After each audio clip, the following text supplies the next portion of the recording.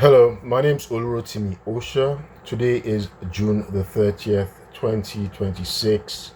And today is not only significant because it's just 4 days to our 250th birthday in America. Yes, America will be 250 years old on the 4th of July.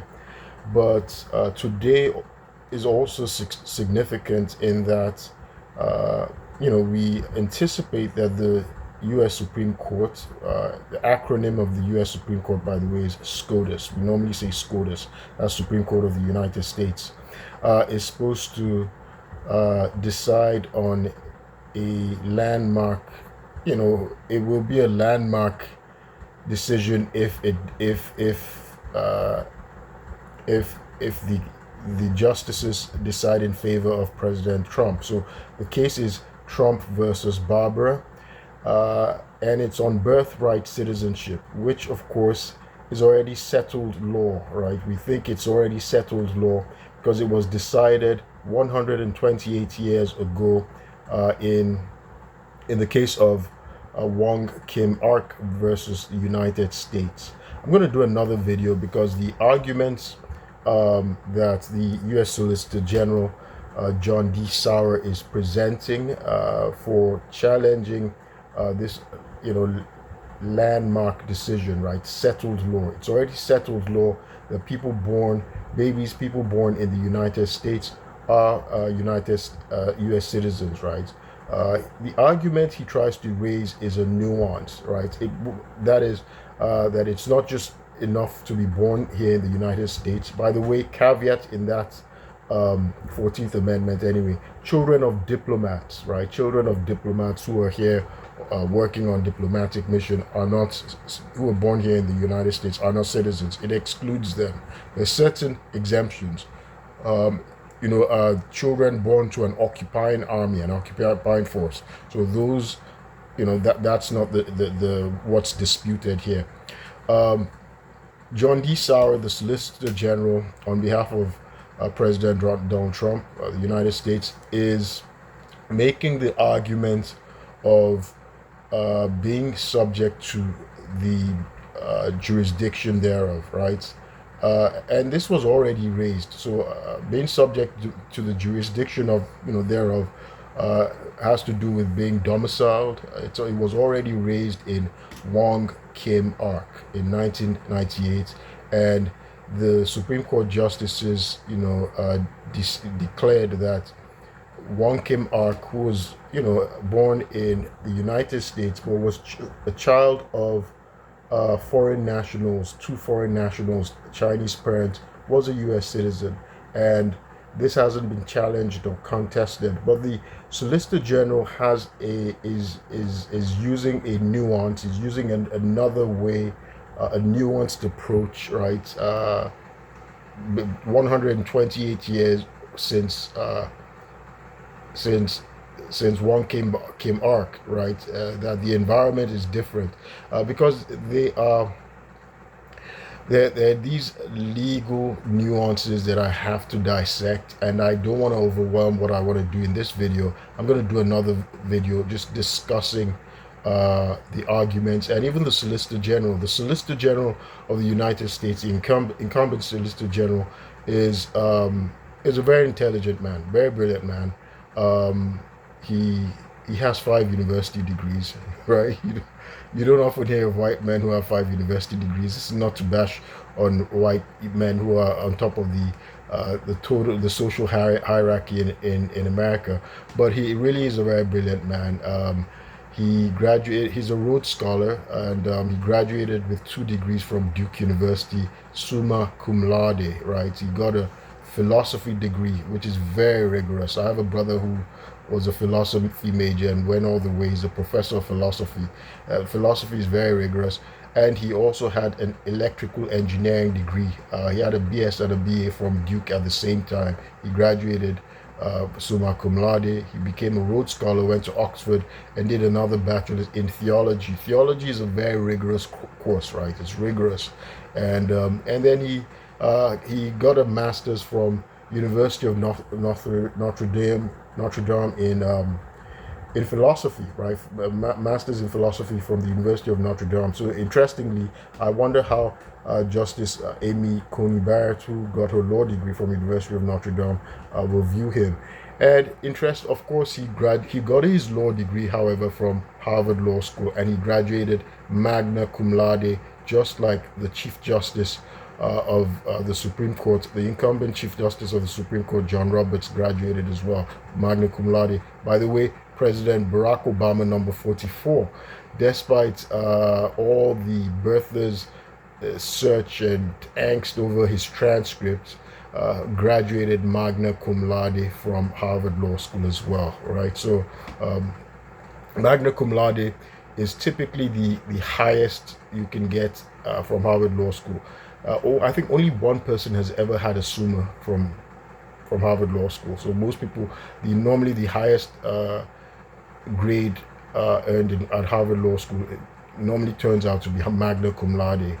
Only one person, I think, in its history has ever gotten a summa cum laude at Harvard Law School. So not typically people, the best students graduate magna cum laude from Harvard Law School, and Barack Obama graduated magna cum laude, like Chief Justice John Roberts, and like the current Solicitor General John D. Sauer. So I'm going to do another video and just parse out the arguments that he's making.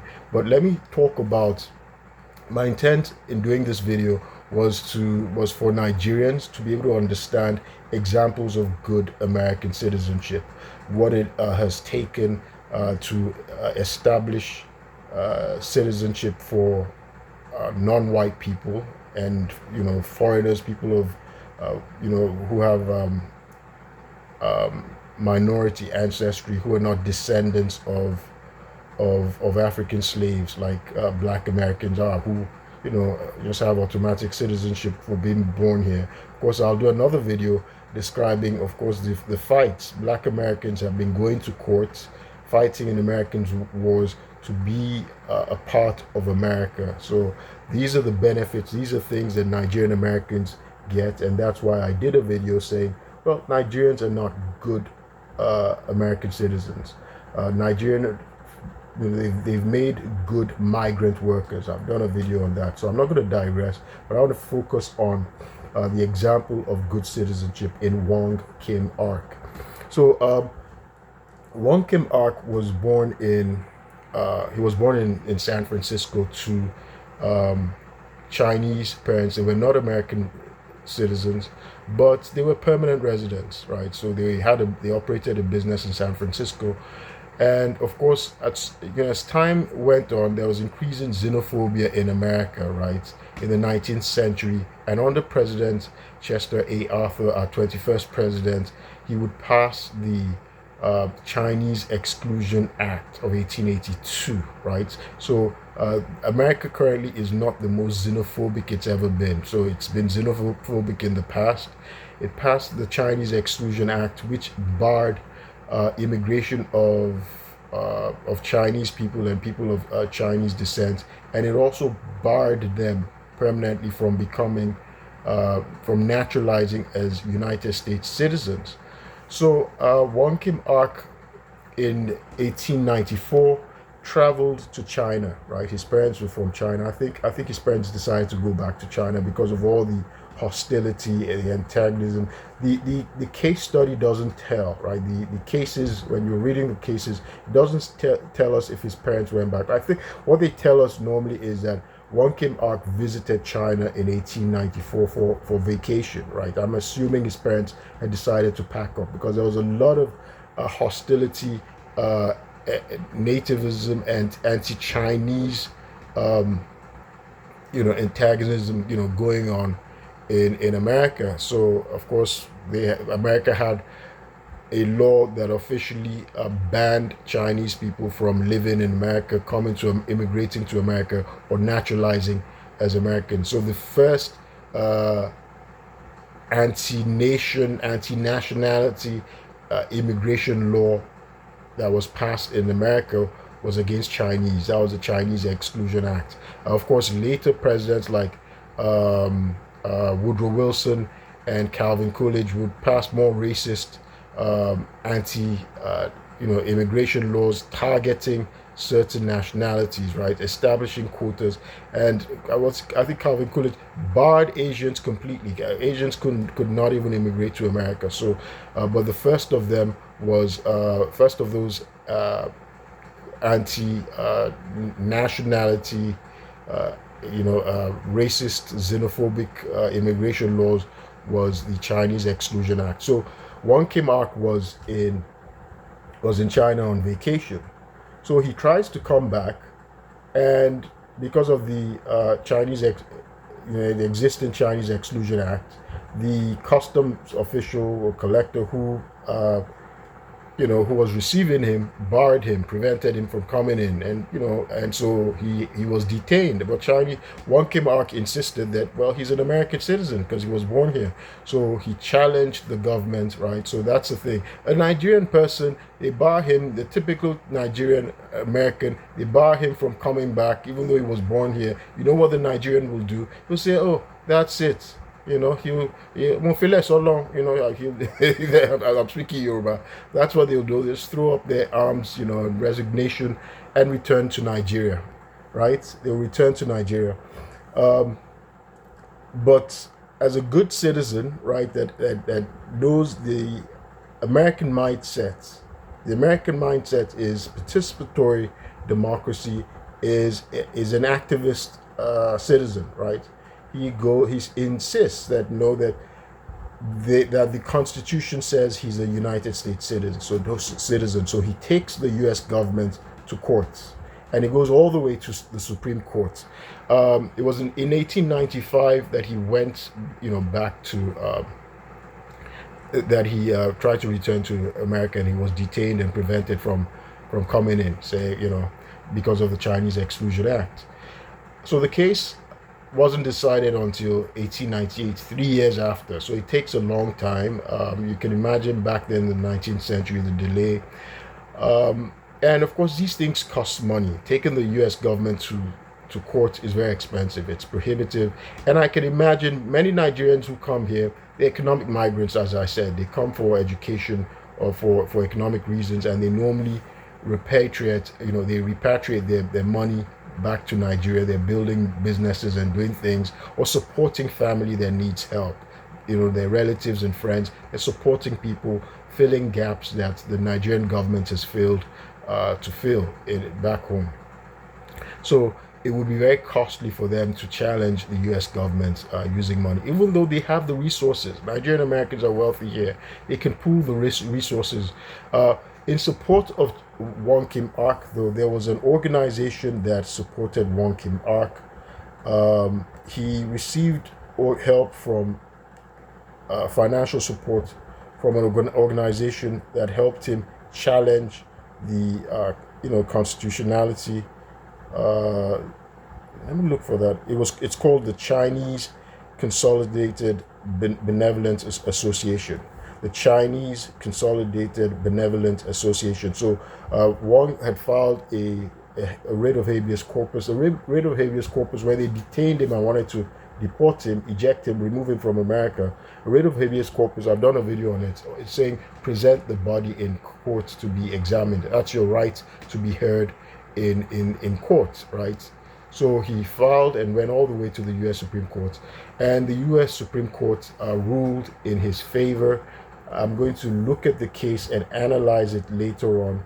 The Supreme Court ruled in his favor, saying that yes, people born in the United States, even to foreign nationals, are United States citizens, and that is what President Trump, Solicitor General, has argued against. There's been an argument in court as well, and then the decision of the Supreme Court is supposed to come today, June 30th, 2026. Interestingly, another reason why this case is very significant is because President Trump broke precedent. He's the first incumbent sitting president of the United States who attended a trial, a case of the Supreme Court of the United States on April the 1st. That's this case. He went and he sat down listening to the arguments of the United States Solicitor General concerning Trump versus Barbara concerning birthright citizenship. And of course, the argument of the president is that, well, people born here who are illegal immigrants, illegal migrants, or they're temporary student visa, they're on temporary student visa, who are not permanent residents, whose parents are not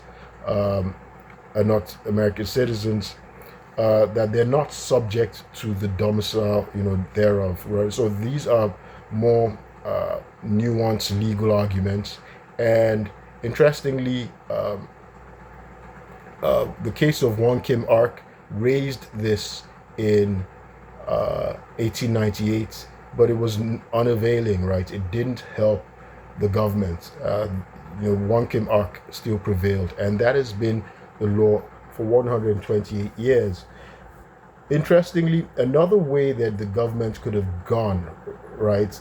Because it's in the Constitution, it's the 14th Amendment, and I'm going to take time. Let me just quickly read it, and I want to try and keep this video short. It's already 16 minutes. I'm going to read the 14th Amendment. I've done videos on the 14th Amendment, and so this is called the Citizenship Clause. There's 5 sections, right? There are 5 sections in the 14th Amendment. 14th Amendment ratified in 1868, right? So this is what it says in the section 1. So this is what they're arguing. So let me read it. All persons born or naturalized in the United States and subject to the jurisdiction thereof are citizens of the United States and of the state wherein they reside. No state shall make or enforce any law which shall abridge the privileges or immunities of citizens of the United States, nor shall any state deprive any person of life, liberty, or property without due process of law, or deny to any person within its jurisdiction the equal protection of the laws. So we normally use equal protection, due process. This section 1 is packed with a lot of things. But they're looking at the Citizenship Clause, the first portion I read. All persons born or naturalized in the United States and subject to the jurisdiction thereof are citizens of the United States and of the state wherein they reside, right? So subject to the jurisdiction thereof. I'm going to do another video discussing the argument of the Solicitor General. Interestingly, because it's in the Constitution, right? If the government is going to, and it's expressly stated that they're born here subject to the jurisdiction of, so they're citizens, right? In order to change this, it's not the courts that should be able to decide the matter, right? Because this is a constitution. The Supreme Court can't say the Constitution is unconstitutional. What the Supreme Court can say is they can say, yes, this Constitution supports the position of the government, or it doesn't, right? They can only interpret the Constitution. The Supreme Court's job is not to make the Constitution. It's Congress that does that. So in order for the president, what he's trying to do is revoke this birthright citizenship that's in the Constitution, right? Which the Supreme Court established as well. That's what it says. It was settled law in Wong Kim Ark in 1898. For the president or the government to change that, they have to do another amendment, right? And rewrite this law in the amendment, or do a constitutional amendment and revoke this clause in the Constitution. In order to do that, they have to put forth a proposal, right? Get 2/3 of Congress to agree. 2/3 of Congress. That includes the U.S. Senate, and that includes the House of Representatives. After that, then they have to get 3/4, 3/4. That's 75% of the states in the United States, the state legislatures. That's one way. There are 2 parts: state legislatures or convention. We've never used a state convention, but state legislatures, 75% of them. That's roughly 34 of the 50 states, right? Let me see. I'll do a quick calculation. 34 of the 50 states would be. Let me see. Yeah, that's 75%. It's been a long time since I've done math, so I'm just checking. Of the 50 states would be 75% of them. Oh, three quarters is actually about 37, right? More than that, more than 34. Yeah, let's get 37.5 is what it says. Let me just, excuse me, let me just do this calculation again. I think we have 50 states, right? 50 states. It says 37.5, right? That's three quarters, right? Three quarters of the state legislatures have to agree to the amendment. So, but the president hasn't done that. I'm going to do another video. So it would pundits, scholars, legal scholars anticipate that the Supreme Court is going to rule against the president by about even as much as a 7-2 majority. Of course, it's a conservative bench with six. They have 6-3 majority, but they're saying that, well, because this is a clear, a settled law, and it's in the Constitution, right? The Supreme Court will actually be making a joke of itself if it's if it's trying to do the work of Congress. So it's up to Congress. Congress are the one who have to change this the Constitution. It's very difficult. It's extremely difficult. Of course, 2/3 of Congress, and then 3/4 for it to be ratified, for it to actually become in the U.S. Constitution. You have to get 3/4, right, of the state legislatures. Very difficult thing to do, right? America's polarized 50-50. So, but I'm going to do another video talking about the arguments of the Solicitor General and the President. So they do have some valid arguments. I'm not going to discuss those arguments in this video. I'm going to do another video discussing those arguments, which, sort of seem, they've raised important issues, right? That couldn't have been raised in 1898. So that's another way to look at the law. And the Solicitor General, again, like I said, is a very brilliant guy. I don't know, but so I'm going to do another video just discussing further. But again, the government is really doing it's a long shot. Then the Supreme Court,